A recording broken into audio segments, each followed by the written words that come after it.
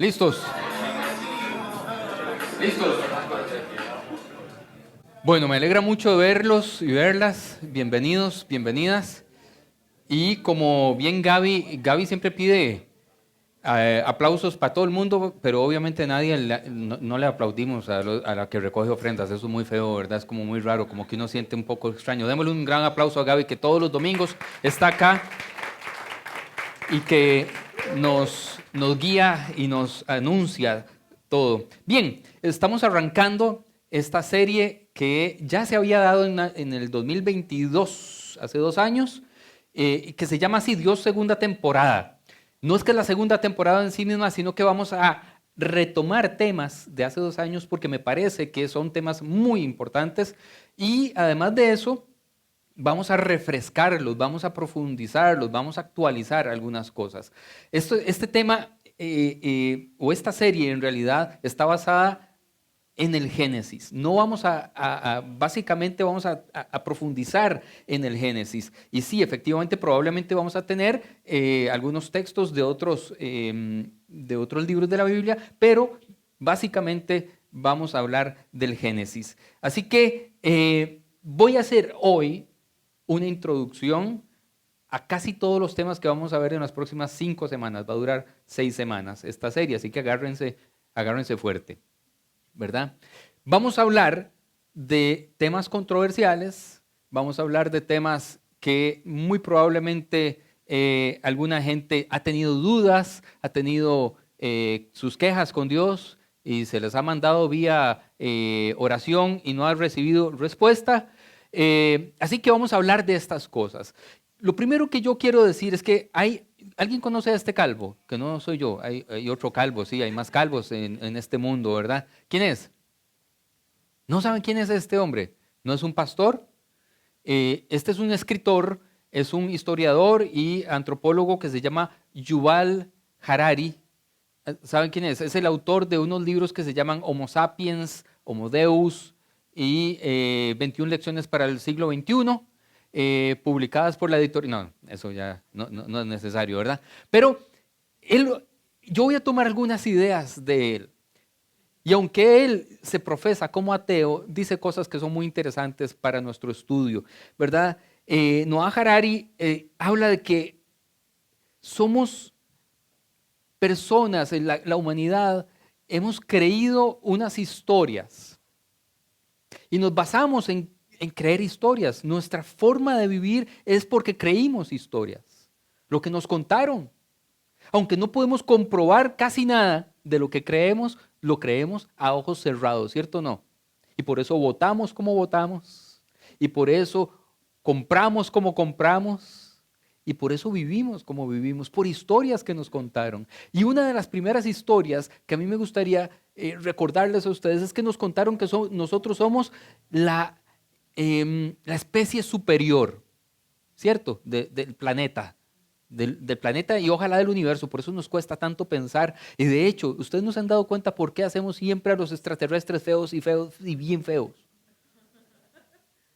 Porque creemos que si es que existiera vida allá afuera, tienen que ser más feos que nosotros. Unas figuritas de ¿vieron ET? Cosa más fea, ¿eh? Porque los hacemos feos, porque no puede ser que haya seres superiores a nosotros en belleza, en inteligencia, en organización. Pero nos daría mucha congoja admitir que somos demasiado parecidos a otros seres de esta tierra. Demasiado parecidos. Si usted se pone a ver realmente cómo viven algunos primates, chimpancés, los gorilas, cómo se relacionan.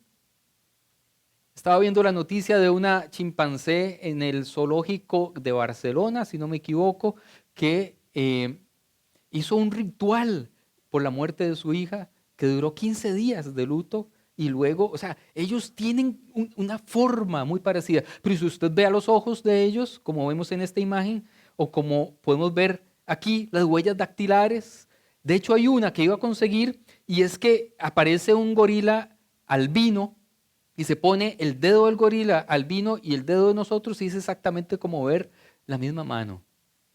Y realmente nos parecemos demasiado. Y no solo eso, de forma individual, digamos, si usted se pone a ver, ellos son más fuertes que usted y que yo, ¿o no? Entonces, ¿quiénes son superiores? Si usted y a mí nos sueltan en la selva, en una isla desierta, ¿quién sobrevive? Ellos, ¿cierto o no? Si un chimpancé, un gorila, hablemos de gorilas, se pelea con un ser humano, ¿quién gana? El gorila. Si dos gorilas se pelean contra dos seres humanos, ¿quién gana? Los gorilas. Ellos son superiores, ¿verdad? La verdadera diferencia entre los humanos y el resto de los animales está en otras áreas. Si nosotros ponemos a 100 gorilas peleando contra 100 humanos, ¿quiénes ganan? Los humanos. Y ahí tiene que ver con otra cosa, tiene que ver con un nivel colectivo, que es donde sí somos superiores, a nivel colectivo, no a nivel individual. Cualquier otro ser creado en esta tierra es superior a usted y a mí para sobrevivir en cualquier ámbito, ¿cierto o no? Una flor es superior a usted. Sobrevive con casi nada. Casi todos los seres creados son superiores a nosotros de forma individual, pero de forma colectiva los seres humanos hemos hecho algo de lo que voy a conversar. Es decir, el poder de la tribu, el poder de estar juntos. Por eso hacemos lo que hacemos, por ejemplo, aquí. Porque no es lo mismo creer, como decía Gaby, creer por televisión o creer solos que creer juntos. Porque aquí los dones y los talentos se confabulan para complementar lo que usted y yo no podemos hacer. Usted y yo probablemente, si yo me pongo a cantar, por más que quiera adorar en la ducha, hasta Dios sale corriendo. Me abandona.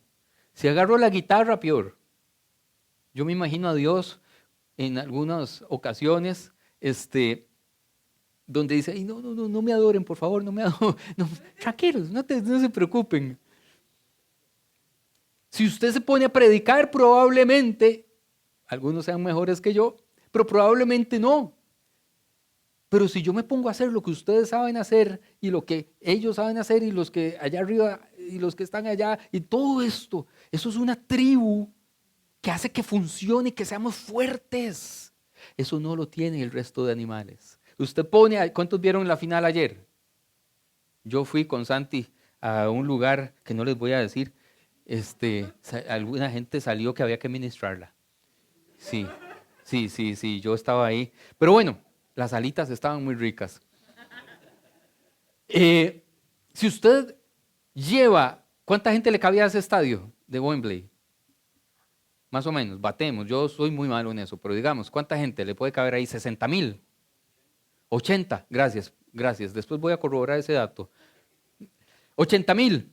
Ok, si ustedes vieron habían unas tomas donde parecía que eran robots, eran perfectas las líneas, las butacas perfectas, no hubo incidentes, no como en otros estadios que yo me conozco.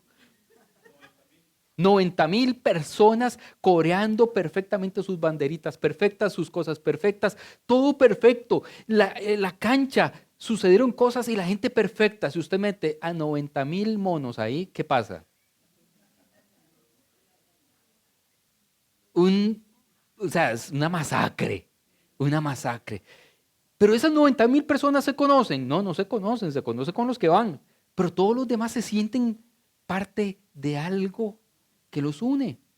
Eso no lo tiene el resto de los seres. Nosotros podemos sentirnos parte de, y entonces cooperamos. Somos cooperadores. Eso nos hace superiores. Esa es la clave del éxito de la humanidad, que cooperamos unos con otros. Y usted dice, sí, pero yo he visto que los monos cooperan. Sí, cooperan con los que conocen, nada más.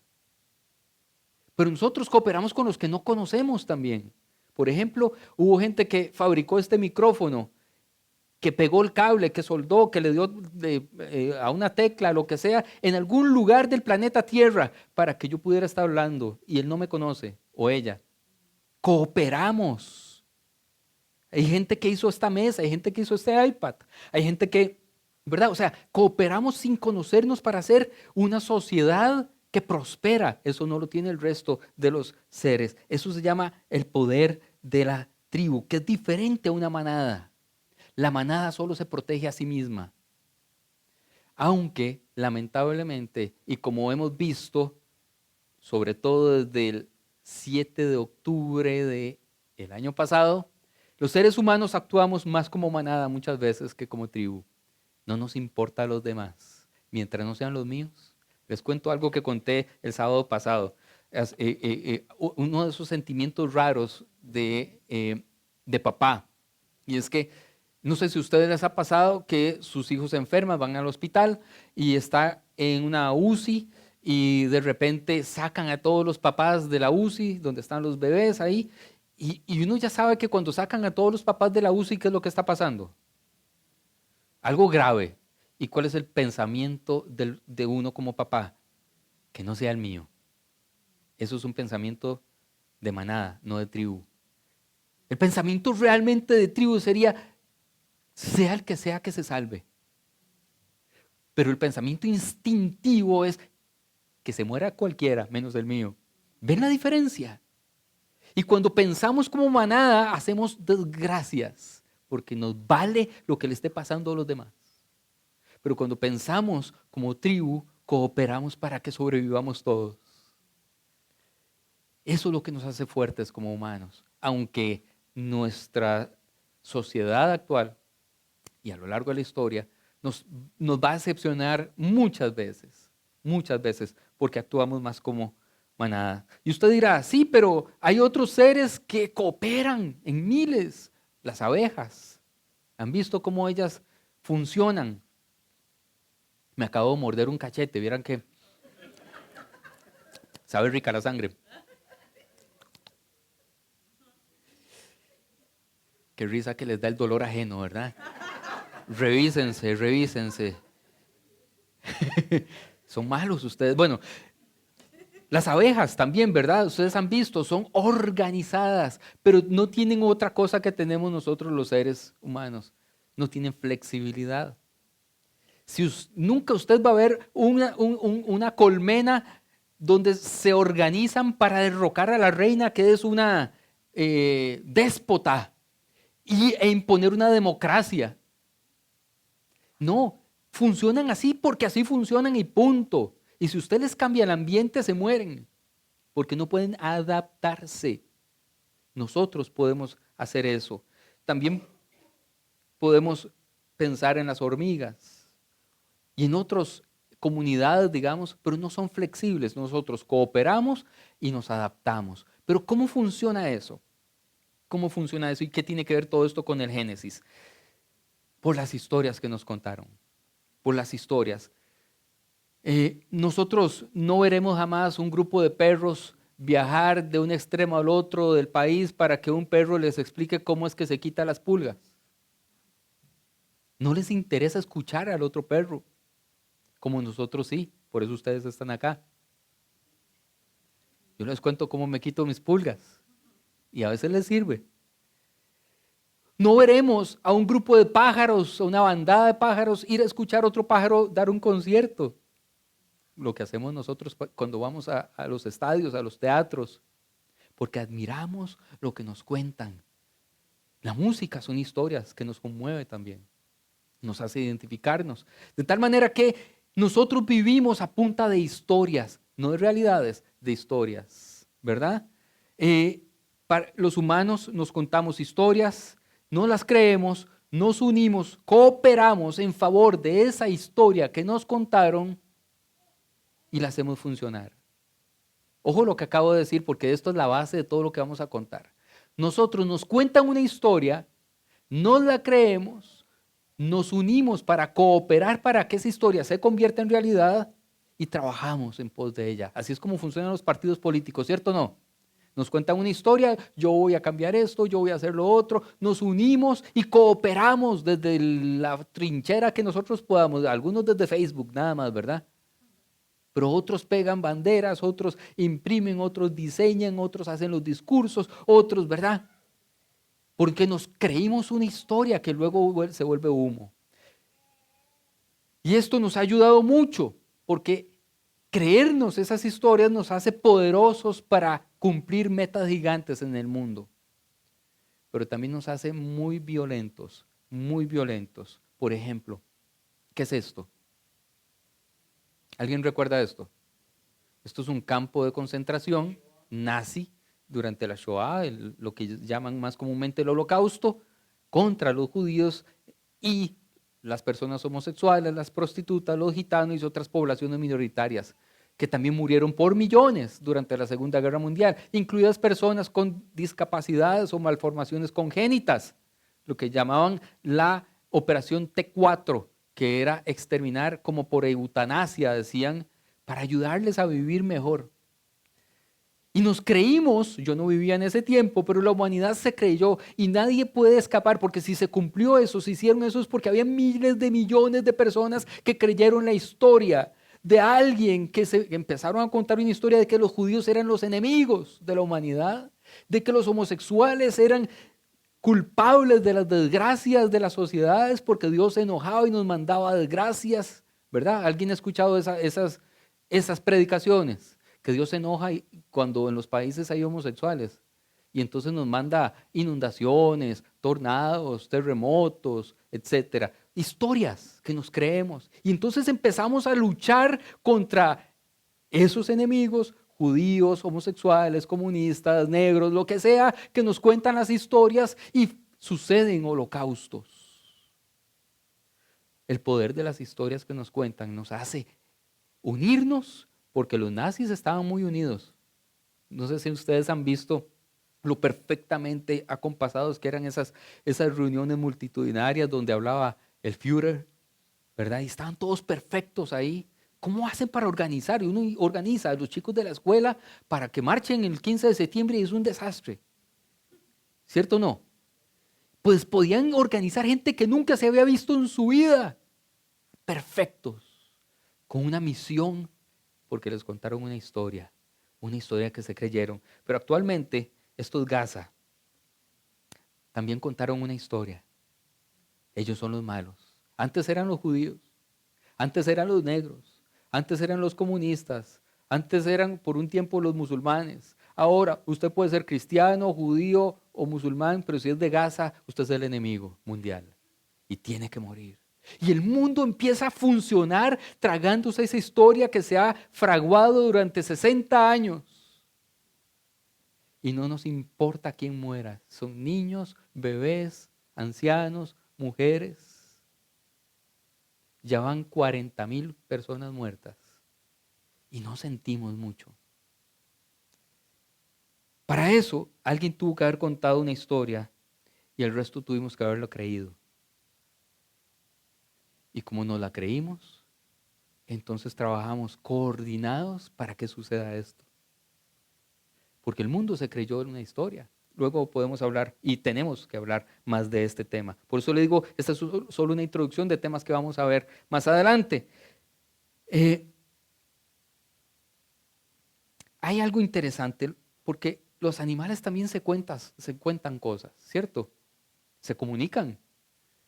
Lo que pasa y la diferencia entre los animales y nosotros es que los animales solo cuentan la realidad, no cuentan ficciones.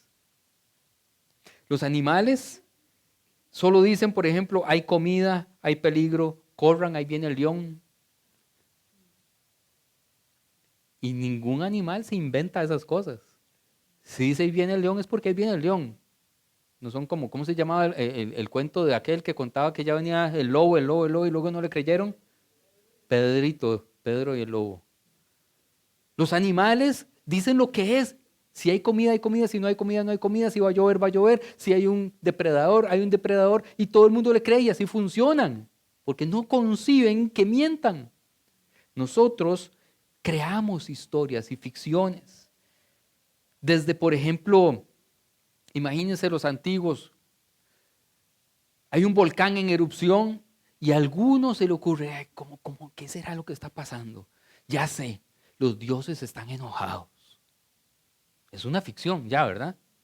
La respuesta a un desastre natural es la culpa de los dioses. ¿Y cómo hacemos para contentar a los dioses? Ay, ya sé, démosle un sacrificio. Escojamos a alguno o alguna y se lo echamos al volcán y se alegran los dioses. ¿Y qué dijo toda la tribu? Le creo. Y a lo largo de los continentes hay sacrificios humanos durante toda la antigüedad porque creían que alguien se inventó esa historia y se lo creyeron. ¿Cuántos sacrificios hubo? Hasta el punto que llegó Jesús y dijo, ya no tiene que haber más sacrificios. Ahora solo por fe. Y Dios no se enoja, después vamos a hablar de eso. Entonces alguien cuenta una ficción, un grupo grande lo cree y ¡boom! Tenemos una nueva verdad que millones de humanos creemos y trabajamos en cooperación. Imagínense aquel que le tocó ser el sacrificado. No, eso es mentira, eso es mentira. ¿Cómo mentira? Todos aquí, ¿cuántos creen que es verdad? Por supuesto, creen que es verdad porque no son los que van a matar. Así funcionamos, nos contamos ficciones. Nunca podremos convencer a un chimpancé de que nos dé un banano mensual para que cuando muera pueda ir al cielo de los chimpancés. Pero nosotros los seres humanos nos creemos cuando nos dicen, si usted diezma en la iglesia, y no estoy diciendo que no lo haga, solo que quiero tener una teología sana en esto. Si usted diezma en la iglesia, entonces sus seres queridos se sanan, usted el carro ya lo va a poder comprar, la casa se desata esto, ¿verdad? Y listo. Eso es pagar indulgencias, básicamente. Los chimpancés, usted le dice, le cambio un banano por una tarjeta de crédito con un límite, no, ilimitada. ¿Qué prefiere el chimpancé, el banano o la tarjeta? Porque solo ustedes y yo, los seres humanos, nos creímos que un pedazo de plástico tiene tanto poder. Nos contaron cosas y decimos sí. Por ejemplo, nos organizamos y construimos maravillas como catedrales, porque nos contaron una historia, la historia de que ahí habita Dios y de que ahí se mueve Dios y que cuando hacemos grandes edificios, grandes catedrales, Dios entonces hace cosas maravillosas en nuestro país. Y yo soy feliz porque me encantan las catedrales y creo que son joyas donde Dios también habita, por supuesto, porque Dios es omnipresente. Pero también las cruzadas. Alguien les dijo a esta gente en toda Europa, tenemos que conquistar Jerusalén porque ahí es donde habita Dios. Ya no en las catedrales, sino en Jerusalén. Y no importa si vamos a masacrar, una vez más, a quienes habiten ahí. ¿Quiénes habitaban ahí en el tiempo de las cruzadas? ¿Alguien sabe? No eran los judíos. Eran árabes. No importa si los matamos. Tenemos después, por contraparte, la historia que contó la gente del ISIS, que decía que Occidente era el enemigo y entonces se organizan para hacer atentados. Historias. Una historia que nos contaron es esta. No sé si ustedes vieron alguna vez esta imagen o escucharon alguna predicación que les decían, por ejemplo, ok, así funciona la familia. Cristo es el paraguas más grande, es el que está arriba, y luego viene el esposo, que es la cabeza del hogar. ¿Cierto o no? Y luego debajo del esposo, ¿qué dice ahí? Pareja, ¿verdad? Bueno, ¿qué es lo que hace? Él protege la familia. ¿Qué más dice? ¿Alguien lee? Y provee. Protege y provee. Esa es la misión de los varones cristianos, hechos y derechos, con pelos en el pecho. Porque si no es así, entonces de ahí algo raro está pasando con ese muchacho, ¿verdad? Y debajo del esposo está la esposa. ¿Cuál es su misión de la esposa? ¿Qué dice? No, lean bien, ¿verdad? ¿Cómo es? No, sí, bárbaro. Criar los chiquitos, la parte de la ternura y todo eso. Y hacerle caso al que está arriba. ¿Quién es el que está arriba? ¿Dios o el esposo? Le hace caso al esposo, no a Dios. Porque el esposo se convierte en el sustituto de Dios en la casa. Es la cabeza, es el sacerdote, es Dios en la casa. Al punto que esta historia ha creado muchas predicaciones y mucha gente, muchos millones de personas creyéndose que las mujeres tienen que hacerle caso al marido en todo, siempre. Y yo he escuchado gente que dice, sí, pero vos tenés que apoyarlo, aunque esté equivocado. Tenés que apoyarlo siempre, porque eso va a traer bendición, no, eso va a traer mucha tristeza. Eso va a traer mucho dolor. Esta es una de las historias que nos contaron, que las mujeres son más débiles y que nacieron para procrear, darnos placer, cuidar la casa. Incluso nos contaron que así era en la prehistoria, cuando el hombre salía de casa y la mujer se quedaba ¿en dónde? ¿Cuál es la historia que le contaron a usted? En la cueva. ¿Cómo saben? Es una historia, nadie estuvo ahí. Y no hay ningún vestigio que pueda decir dónde estaban en cierto momento. Dice, se encontraron huesos en una cueva, de ahí, en ese momento se murió ahí, pero no quiere decir nada más que eso. Es una historia que nos contaron. ¿Para qué? Para avalar un invento, el invento machista de que nosotros somos superiores. ¿Recuerdan cómo empecé? Los seres humanos somos superiores, esa es una historia. Pero hay otra historia. Dentro de esos seres humanos superiores, yo soy superior, como macho. Pero no solo macho de ser hombre, macho de ser blanco. Y cristiano, las tengo todas ganadas. Y heterosexual. Yo soy un ganador, yo tengo todo. Ustedes saben que cuando me toca viajar, sencillamente por ser machillo, blanquillo, a mí nadie me hace problema. Yo soy el que hago broncas. Pero a mí no. Yo a veces me meto en la fila de citizens en Estados Unidos con el pasaportazo tico, ¿eh? Y cuando llego, uy, me equivoqué. Y me pasan.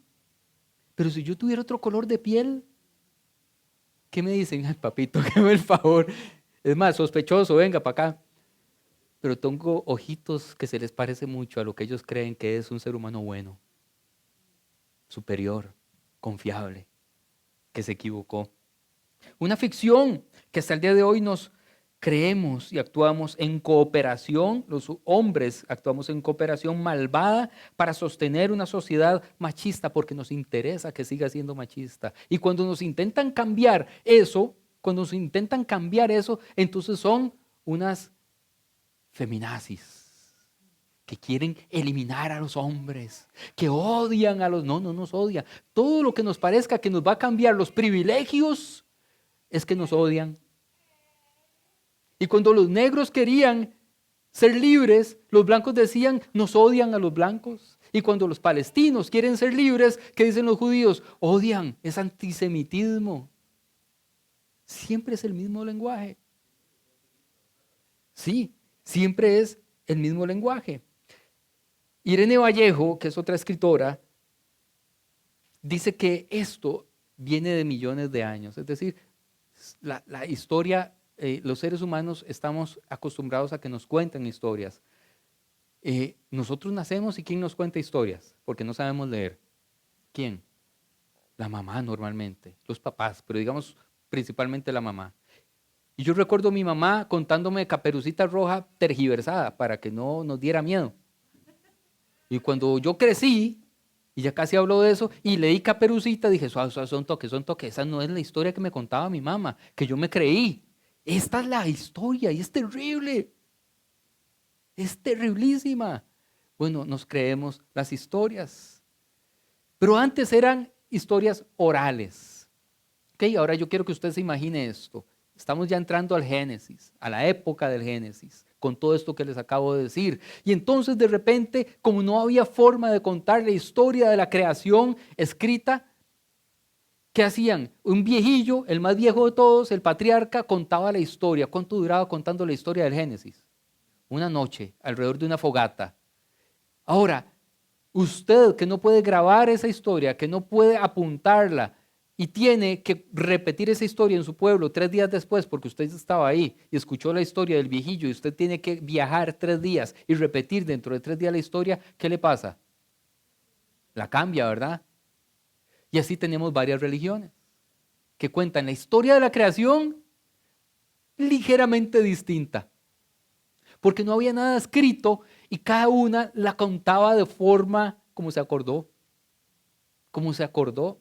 Entonces tenemos el Gilgamesh, el Enuma Elish, tenemos el Popol Vuh, tenemos el Génesis, tenemos varias historias del Génesis de la humanidad. Y ahí encontramos cosas muy parecidas en muchas. Por ejemplo, la inundación universal, que le llamamos el diluvio, está en todas.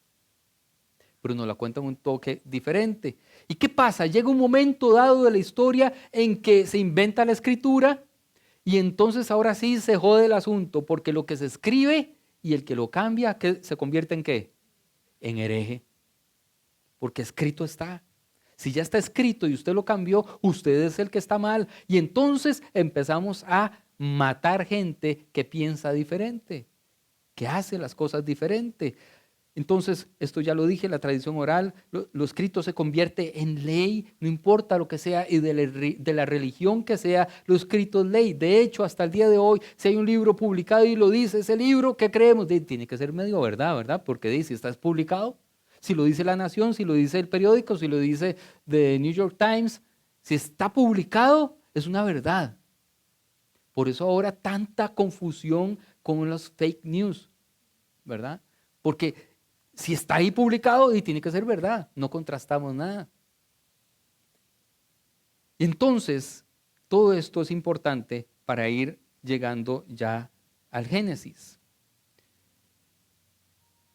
Cuando yo era pequeño, yo crecí en una casa donde mi papá es pastor, mis tíos pastores, y lo que más abundaba en la casa eran Biblias. Y cuando yo aprendí a leer, bueno, antes de aprender a leer, yo quería que creyeran que yo sabía leer. Me sigue pasando. Quiero que crean, pero entonces, ¿qué era lo que hacía? Cogía un papel y calcaba las letras. Por supuesto, se daban cuenta que yo no sabía escribir porque calcaba las letras de imprenta. Y así nadie escribe, ¿cierto o no? Nadie escribe con esas letras de imprenta. Y yo le llegaba con versículos escritos a mi papá y a mi mamá. Vean el versículo que escribí, según yo, para que creyeran. Pero me fui aprendiendo cosas. Primero desde la ignorancia, y cuando pude leer, cuando logré leer, entonces me di cuenta de algo. La historia que me contaron en la escuela dominical era un tanto diferente a lo que yo leía. ¿Qué pasaría si un niño lee la Biblia sin que haya ido a escuela dominical nunca? ¿Creerá todo lo que le dijeron en la escuelita dominical? Por ejemplo, recuerdan que en la escuela dominical, ¿cuántos estuvieron en la escuela dominical? ¿De qué color eran los ángeles que ponían de fieltro en el coso ese? Blancos. ¿Y Noé? ¿De qué color era? Blanco. ¿Y Moisés? ¿Y Dios? Y qué raro, ¿ah?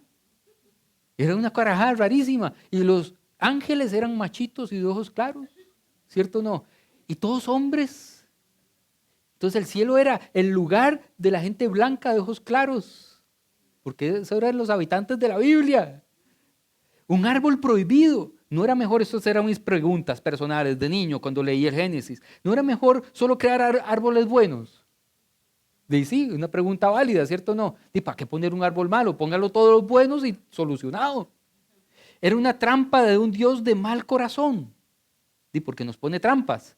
¿De dónde sale la mujer con la que se acuesta Caín? Pregunta. ¿Cómo fue creada ella? De otra costilla. Un Dios que hace la broma macabra de ordenar a Abraham matar a su propio hijo. Las hijas de Lot, ¿en serio lo emborracharon para embarazarse de él una a una? Historias macabras de Génesis, rarísimas, que a mí me las contaron totalmente diferentes. Y que cuando llego al texto digo, suave un toque, esto no es tan así. Cuando crecí entonces y estudié, y luego entonces estudié hebreo y estudié griego, y todavía fui un poco más profundo de lo que leía, me di cuenta de algunas otras cosas muy interesantes. Por ejemplo, entremos en el primer versículo del Génesis. En el principio, en hebreo, bara, bereshit, más bien, Elohim creó, bara, los cielos y la tierra, y todo estaba tohu vabohu. Repita conmigo. Bereshit, bara, tohu vabohu. Ahí bajaron el volumen, ¿verdad? Ya cuando son dos palabras ya la cosa se complica. Entonces, ven qué interesante, porque la Biblia es algo maravilloso. Por eso es que quiero que nosotros entremos a esto con todo el alma. Dice, y su aliento, ruaj, aleteaba por todas partes. Inmediatamente Dios profiere, ¿verdad? Dice una palabra y aparece la luz. Ahora, Vayomer dice ahí cuando dice que habla. En el primer versículo, Dios es creador. En el segundo versículo, Dios es espíritu. Y en el tercer versículo, Dios es verbo. La Trinidad puede estar ahí, prefigurada. Dios es creador, Padre, Espíritu Santo y la palabra, el verbo, en 3 versículos. Esto es muy interesante, pero más, hay juegos de números en el Génesis. Lo que quiere decir que el que creó eso es un genio, un genio. Hay juegos de números de 3, ¿verdad? Por si quieren comprar lotería. Vean qué lindo esto. La palabra hebrea que describe la acción de crear, bará, aparece en 3 versículos del primer capítulo del Génesis. Ahí están los versículos. Y en el último de esos 3 versículos, la palabra aparece otra vez 3 veces. Juegos de 3. Se pone más interesante. Juegos de 7. Ustedes saben que el número 7 es el número considerado un número especial. Le llaman el número perfecto. Pero vean qué interesante en la Biblia. Dice, el primer versículo tiene 7 palabras hebreas. El segundo versículo contiene 14, que son 7 por 2. La palabra tierra, Aretz en hebreo, aparece 21 veces a lo largo del relato de la creación, 7 por 3. El séptimo párrafo en el texto hebreo tiene 35 palabras, 7 por 5. La palabra Dios aparece 35 veces en todo el poema de la creación, que termina en el 2-3, que es otra vez 7 por 5. La frase y fue aparece 7 veces, la frase vio Dios aparece también 7 veces. Son juegos que están allí. También tenemos juegos con el número 10. Y con esto terminó esta parte. La palabra hizo aparece en 10 ocasiones, al igual que de acuerdo a sus especies, así como también y dijo Dios, esta última 3 veces en relación con la gente y 7 veces en relación con otras criaturas. La palabra hágase aparece 10 veces, 3 veces referida a cosas del cielo y 7 veces referida a cosas de la tierra. Hay una arquitectura perfecta en el Génesis. O sea, es una arquitectura que es perfecta. Y cuando uno lo lee en el hebreo y uno empieza a descubrir esas cosas, uno dice, a mí se me eriza la piel y digo, aquí hay algo que es especial de este libro. Y de toda la Biblia, pero estamos en Génesis. Y cuando nos contaban la historia con muñequitos de fieltro, estas cosas quedaban muy reducidas a algo muy mecánico, de que esos muñequitos blancos de ojos claros eran Abraham, eran Moisés, y eran los ángeles, y eran estos, nada más. Pero no teníamos muchas otras cosas. Leamos de nuevo el primer versículo. En el principio Elohim creó los cielos y la tierra y todo estaba vacío. Tohu vabohu. Tuvo un inicio el universo. De esto vamos a hablar de hoy en noche. ¿Cómo empezó el universo según el Génesis? Y ustedes se van a sorprender de lo que sí dice el texto. Nos dijeron que la evolución era una locura, ¿recuerdan? De hecho, yo no vengo del mundo. Yo recuerdo chiquitito en la escuela dominical me enseñaron una canción, no la voy a cantar porque ya les dije que hasta Dios se va. Pero decía, no vengo del mono, no, ni de la naranja, jajaja. Usted cántela, por favor, ya que veo que se la sabe. Por favor, por favor. No vengo del mono, no, ni de la naranja, jajaja. ¿Qué sigue? Fue mi Dios el que me creó. O algo así. Y nos enseñaban a odiar, a rechazar toda idea y noción de la evolución contra toda evidencia científica. De hecho, nos enseñaron a odiar la ciencia, porque la ciencia contradecía la Biblia. Bueno, de hoy en ocho vamos a hablar de eso. Nos contaron entonces la historia de que Dios creó todo tal cual lo vemos hoy y que no existió la evolución, ni siquiera un Big Bang. Pero, vean qué interesante ¿quién es él? Stephen Hawking, ¿verdad? Él dice que en 1920 Edwin Hubble, que es el creador del telescopio famoso, empezó a descubrir que las galaxias se movían. Ahora, la presunción era de que las galaxias se movieran desordenadamente, unas para un lado, otras venían hacia nosotros, otras, ¿verdad?, desordenadamente. Pero se dio cuenta de algo que les sorprendió mucho, y es que se movían todas ordenadamente hacia afuera. Y si todas se mueven hacia afuera, quiere decir que algún día estuvieron juntas. Y si estuvieron juntas y hubo una detonación tan impresionante que empezaron a expandirse y expandirse, ¿cómo le llamamos a eso? Big Bang. Y cuando Dios dice, hágase la luz, y no había luz, antes era todo oscuridad, ¿qué fue? Una candelita lo que se encendió. Una gran explosión de dimensiones apocalípticas al principio, de dimensiones colosales, que fue tan poderosa que toda la energía contenida en átomos se empezó a expandir, expandir, expandir, expandir, expandir hasta el día de hoy, porque el universo se sigue expandiendo, es decir, Dios sigue siendo creador todos los días. Vean este texto. Bueno, Job 37:18. Job diciéndole, Dios hablando con Job diciendo, ¿has extendido con él la bóveda celeste, firme cual espejo de metal laminado? Este texto es muy importante porque aparece Dios explicándonos cómo es que se expande el universo. Y nos da una imagen que es súper interesante. Dice que el espejo es un metal laminado. ¿Cómo hacían los espejos antes? ¿Alguien sabe? Era un metal que había que golpearlo y golpearlo y golpearlo para irlo expandiendo, expandiendo, expandiendo, expandiendo con golpes, con un mazo, ¿verdad? Para dejarlo lo más expandido posible. Y Dios dice que esa es la forma en que Él hace el universo. Lo golpea para que se expanda, lo golpea para que se expanda como un espejo. Y todos los días lo sigue haciendo. Y la ciencia corrobora que eso es así, que se expande. Y si se expande, hubo un principio. Y si hubo un principio, hubo un Big Bang. La Biblia entonces es coherente con la ciencia, coherente con la ciencia. Esta es otra cosa de la que vamos a hablar. Voy rápido. Y ya casi utilizo, si me da tiempo, la pizarra. ¿Dios es mujer o es hombre? ¿O ninguna de las dos o las dos a la vez? ¿Qué creen ustedes? Rápidamente. ¿Dios es hombre? Nadie se atreve a levantar la mano. ¿Dios es mujer? ¿Dios es las dos cosas? ¿Dios es ninguna? Es interesante, ¿verdad? Es muy interesante también, ¿quién es esta? ¿Alguien sabe? Ariana Grande. No es que sea diosa, pero tiene una canción que se llama God is a Woman, ¿cierto? Pero ¿por qué lo dice? Porque todas las religiones hablan de que Dios es mujer. Todas. Aquí tenemos a Ishtar, que es la diosa sumeria de la creación. Tenemos, por ejemplo, también a Isis en Egipto, es mujer. Tenemos a Gea de los griegos, la creadora de la tierra y del universo. Tenemos también a Shakti de los hindúes. Tenemos también a la Pachamama de los latinoamericanos o de esta zona del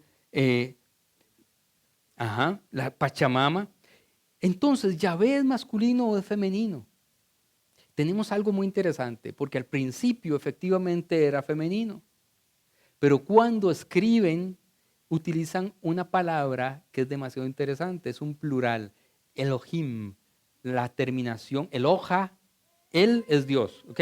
La palabra él es Dios. Eloha es como decir deidad.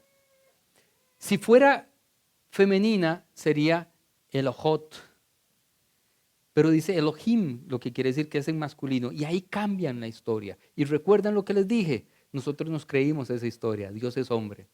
Pero no solo eso, sino que esa palabra es plural, son dioses. Los dioses, hombres, crearon el universo, eso es lo que dice Génesis. Los dioses, muchos dioses. Y aquí entonces, vean qué interesante, nos dijeron también que Dios era así. Esto es una pintura de, ¿saben dónde está esta?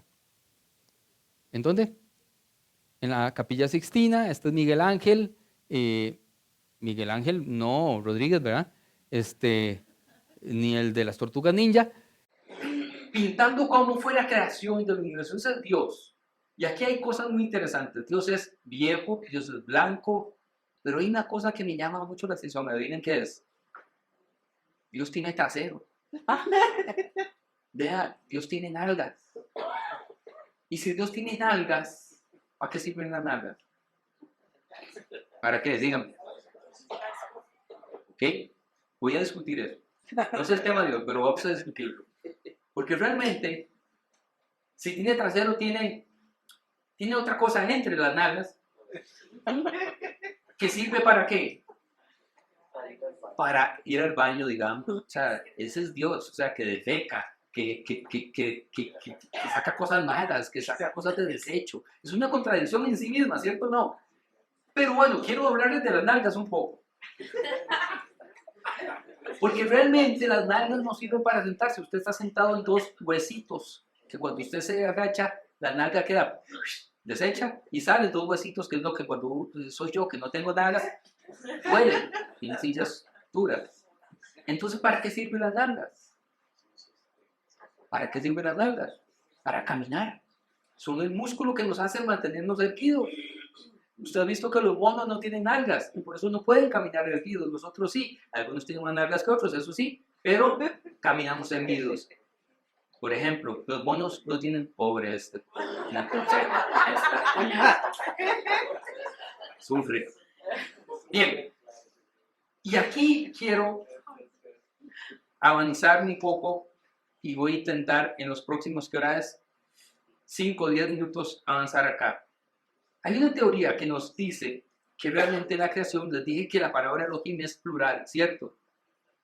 Y que realmente hay dos dioses. Ustedes saben que en Génesis tienen dos relatos de la creación, ¿verdad? Pegados, uno justo después del otro. Se queda dos veces a Adán, dos veces a Eva, ¿verdad? Si usted lo lee de corrido, del capítulo 1 al 2:21 creo que es, hay una narración y a partir de ahí hay otra narración. Y vuelve a comenzar todo. Y entonces en una actúa un Dios y en otra actúa otro Dios. Y se lo voy a poner aquí. Entonces, ya casi me quito para que ustedes vean. En una aparece Yahvé como creador. Y en la otra, santísima, es Elohim. Elohim, ¿ok? En una Yahvé y en otra Elohim. Y una teoría dice que eran dos dioses diferentes al principio. El Yahvé era un dios muy diferente a Elohim. Por ejemplo, Yahvé se pasea por el jardín del Edén. La gente lo puede ver físicamente a través del fuego, a través de una nube, a través de manifestaciones, del trueno. Se pasea con los seres humanos, habla con los seres humanos y es el que huele a los sacrificios.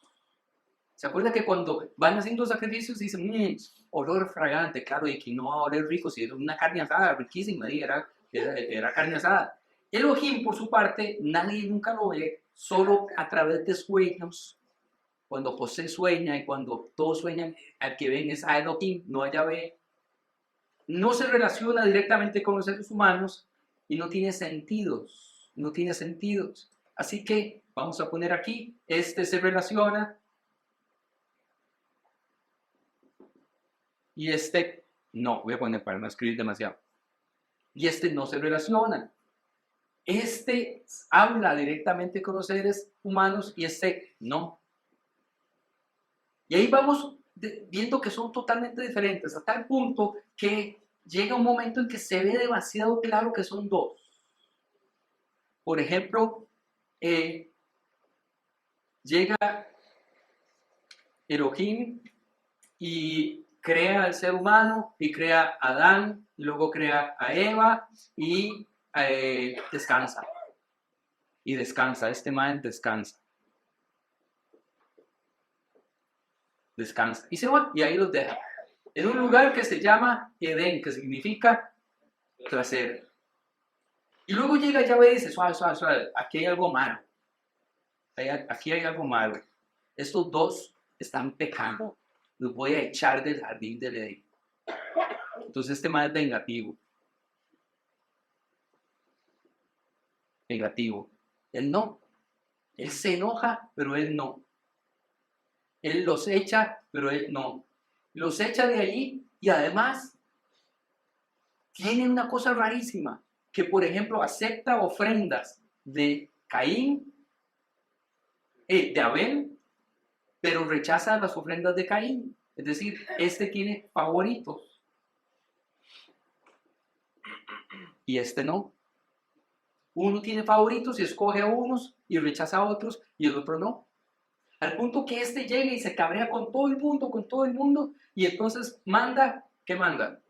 Un diluvio, para que se muera todo el mundo. Es un Dios iracundo, es un Dios que mata, es el Dios que conocemos y que más se predica, ¿cierto o no? Y cuando mata a todo el mundo, llega Elohim y dice, suelto que vaya, ¿qué estás haciendo? Salvemos por lo menos una familia.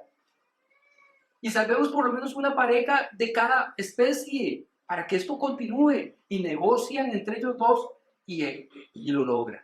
Porque Elohim es pacificador. Sigue la historia y los seres humanos empiezan a construir una torre, lo que llamamos la Torre de Babel, y adivinen quién se cabrea. Yahvé. Yahvé dice, no, jamás, ¿cómo se les ocurre creerse dioses como yo? ¿Sí? ¿Realmente iban a ser como dioses? No. Pero se enoja, entonces ¿qué hace? Manda a despedazar la Torre de Babel, se muere un montón de gente, separa a los que estaban ahí, que antes hablaban un solo idioma, y ahora empiezan a hablar muchos idiomas, y cuando empiezan a hablar muchos idiomas, los seres humanos no se entienden unos a otros, y empiezan las guerras, y la separación, y las fronteras, y las matanzas, y las razas. Eso lo provoca este. Pero llega Elohim y dice, suave, hagamos otra cosa. Eso no puede ser así. Hagamos algo donde todos los seres humanos estén unidos. Entonces, según la teoría, al principio en Génesis tenemos dos deidades luchando por la hegemonía de la historia. Ahora usted diga, ay, pues, pucha, ahora sí se volvió loco este pastor, ¿verdad? ¿Cómo es eso? Bueno, acuérdense que la solución siempre está en esto. Nos contaron una historia y escribieron esa historia y eligieron muchas veces para contar la historia. El Dios enojado, el Dios que mata, el Dios que se venga, el Dios que escoge y tiene favoritos. Entonces las predicaciones normalmente se basan en Dios te escogió a ti, pero rechazó al pecado, ¿cierto o no? Y se basan en el enojo de Dios y no en la misericordia de Elohim. Son dos relatos totalmente distintos, diferentes, y que van a dar al traste con nuestra forma de ver a Dios y a la Biblia en su totalidad. Termino con esto, me quedan 3 o 4 minutos. ¿Cómo fue creada Eva? Todo esto solo en la introducción de cosas que vamos a ver profundamente, mucho más profundamente las próximas semanas, que vamos a verlo de manera mucho más profundo y por temas, ¿de acuerdo? Nos dijeron que entonces Adán y Eva, Adán estaba ahí, se aburrió demasiado y entonces andaba por ahí y entonces Dios dijo, hagamos una compañía. Y voy a cogerle la costilla a Adán y de la costilla voy a crear a Eva. Eso es una historia muy interesante. Y casi todas las pinturas y el arte medieval, sobre todo medieval y renacentista, va a poner obviamente mujeres blancas, blanquitas y machas, y Adán, macho, doines. ¿Qué machito de Adán y de Eva? Saliendo de la mismísima costilla de Adán. Y nos contaron una historia que yo no sé si ustedes se acuerdan, que los hombres teníamos una costilla menos. ¿Qué cuento? Bueno, ¿usted se ha contado las costillas? ¿Y ha contado las costillas de una mujer? No, porque les da cosquillas, vamos a ver. Pero es un cuentazo para poder sostener que nos falta una costilla porque Dios nos quitó una hace mucho tiempo y de ahí salió una mujer. Es una historia que nos creímos y entonces nos creemos superiores porque, claro, yo le di una costilla y usted fue creada de una costilla mía y no sé qué y no sé cuánto. Bueno, resulta que hay una razón muy válida para que se hayan confundido esta gente. Y es una palabrita en hebreo, que es esta, selah, con T es al principio, que se la tradujeron por costilla, pero era porque resulta que no era una costilla, era otro huesito que nos falta a los hombres. Y a diferencia del resto de mamíferos, de todos, el 100% de todos los mamíferos, nosotros los machos humanos somos los únicos que no tenemos hueso en el pene. Y entonces, esa palabra significa hueso. Y llegó un punto en el que perdimos eso y todos los otros seres mamíferos lo siguen conservando para alegría, creo yo, de las mujeres. No sé, estoy diciendo algo que me puedo meter en problemas en este momento.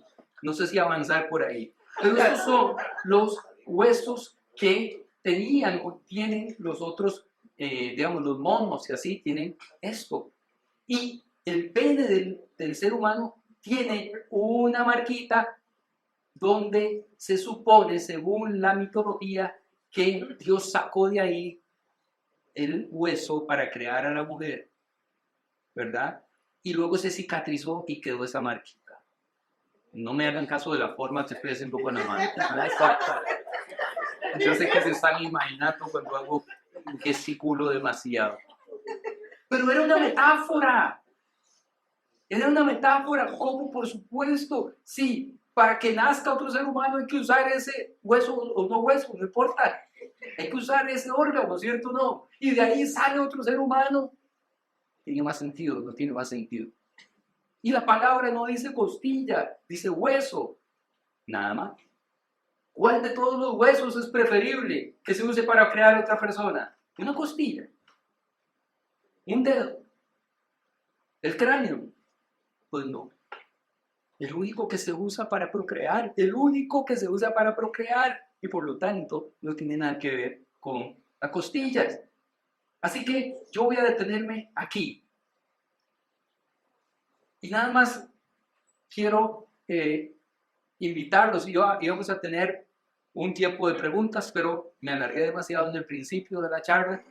Y lo que quiero que hagamos es que en los próximos domingos ustedes puedan ir conmigo leyendo los primeros capítulos del Génesis, se lee rápido, y apunten preguntas, anoten preguntas. De hecho, si quieren hacérmelas llegar por chat, por como quieran, para que yo pueda trabajar también esas dudas, esas preguntas. Pero vamos a estar entonces trabajando los próximos días, los próximos domingos, la creación, la evolución, la creación del ser humano, hombre y mujer. Eran hombre y eran mujer. Siempre fueron hombre y mujer. Y otros temas muy interesantes que tenemos aquí. Pongámonos de pie. Yo ya terminé. Vamos ahora.